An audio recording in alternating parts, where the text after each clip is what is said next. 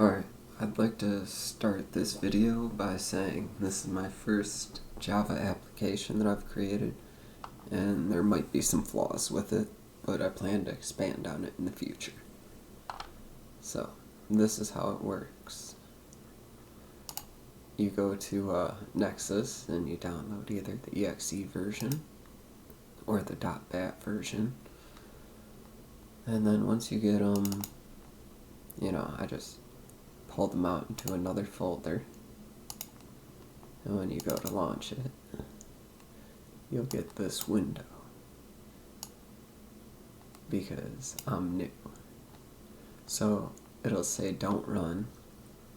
You just click more info, and I will eventually get this filled out, so hopefully I'll be have it published properly. But for now, you just click run anyway, and as long as you have Java 17 installed, this should populate or execute and show. And when you run the program, you'll see that it creates your arguments file and your prefs file. And you can just go view prefs, and it'll open your prefs file. And if you want to set like a custom color theme, you can use any hex RGB value. But for now, we just got, let's say, red or gray. And you can see that it updates your file. Same thing, you can really type anything here, and hello mods update, and view your prefs, and you can see that it updated your paths. But let's give it a real path for mods so we can populate the table. So we can go here, copy, and we can paste in the mods path, update. Now we have all of our mods folders. And we can create another test again, and we can put something in here. New document, my mods, and we can add a mod, and we can go to our desktop. And what did I just create? Test again. Okay. And we can select that folder, and you can see that it moved it from our desktop to the appropriate mods folder. And we can also open our mods folder, so it makes easy access if you need to edit anything. And if you do edit anything, you can it'll give you the date you last edited it and created it. So, some organization things. Link to web page. It currently opens up Nexus. Eventually I want it to open up to the actual mod page, but we'll get there. Help, you can open up ModDB. This is another website with a lot of good mods for Diablo. And help, link to host page, brings you to Google. Eventually I'm going to have it bring it to the appropriate Nexus page. Open, you can just select a file to open, or if I wanted to open and I wanted to go in here, I could open one of these. So there's a bunch of different tools and uses. Something I want to point out is that you can copy this path, paste it here, and then you can just type in D2R .exe, or you could just click on the exe, copy as path, and then paste it in there.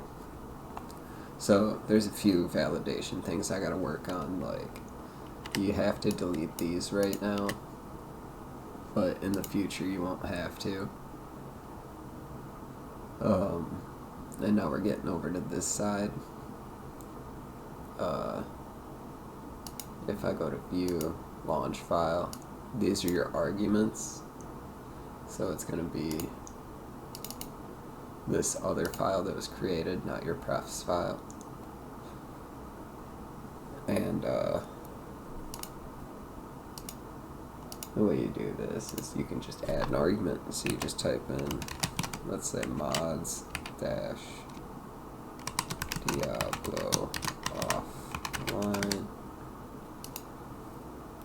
So it really helps to have your folder name similar or the same as your file name, just so you can keep track easy. And then you can just click that and click play and run, and it's gonna launch Diablo 2 with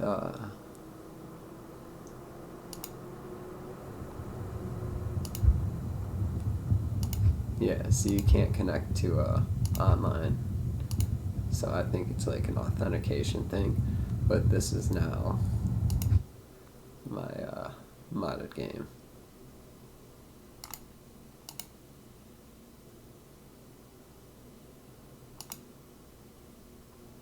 Oh,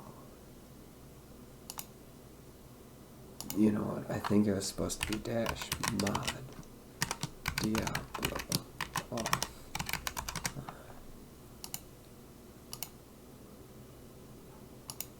Crap. See, that's another thing I want to do. I want to add an option to remove an argument, because right now what you have to do is, let's say, well, boom, we can get rid of this, we can save, and then watch update, and we can run this.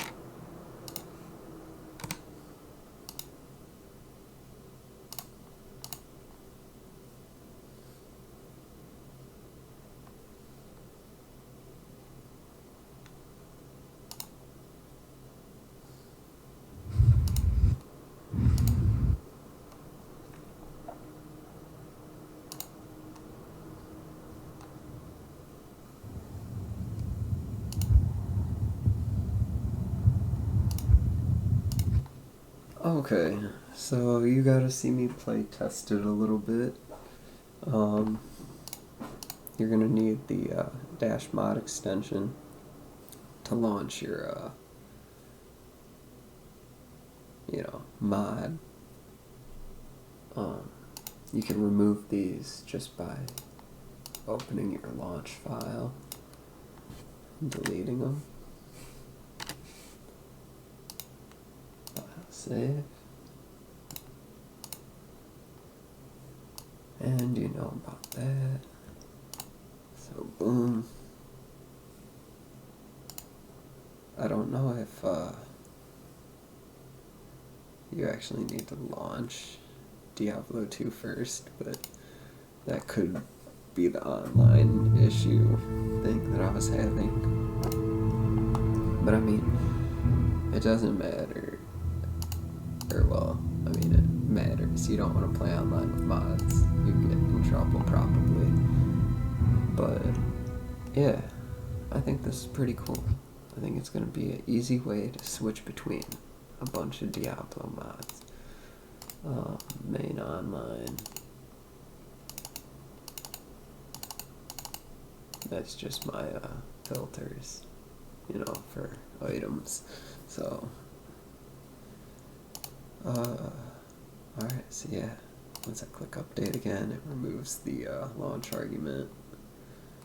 Help, add argument. Yeah, but I think that's everything for the application.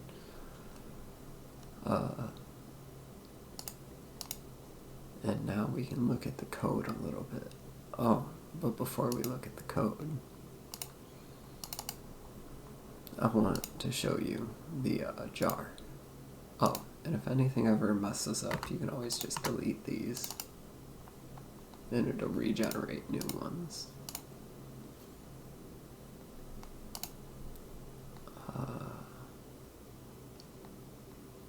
Yeah, you can just show more options, 7-zip, open archive. So you get a tool like 7-zip, and then you can go in here. And if you go in here, you can see all the source code. Same thing. Oops, not properties. Show more options, 7-zip, open archive. And again, the same thing.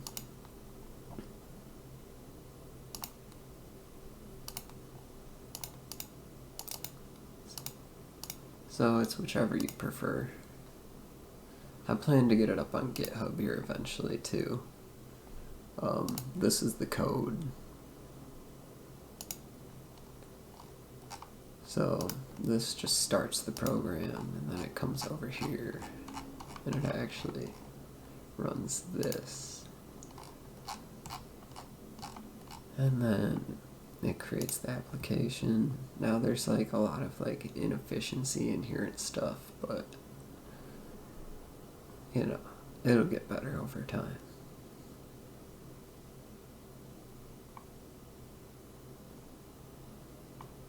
But yeah, everything's here. If you want to look through, a couple of my classmates tried it out and said it works good. But I mean, there's not enough data validation in here or anything for it to be concrete. So if you try and break it, you will break it, I'm sure. These are just building my tables, taking in the day, formatting everything. Everything looks good. See, this needs to go to my mod page so I can actually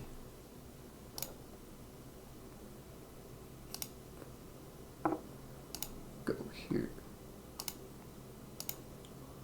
I guess I should have just went there. And boom, now I can copy this address and put it here.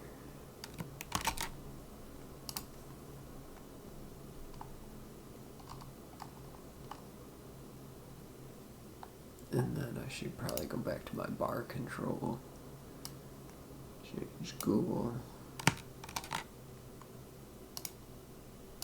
Save all.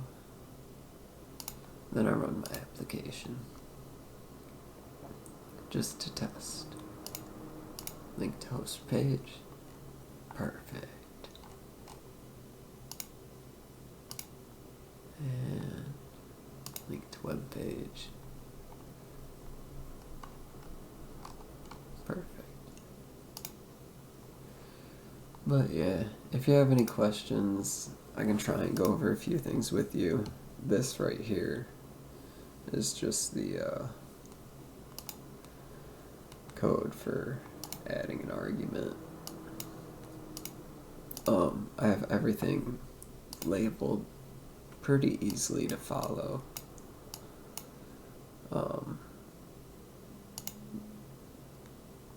This is the main base of the program, and it holds a lot of the variables and the sets for the files and paths and just random things that it needs to work.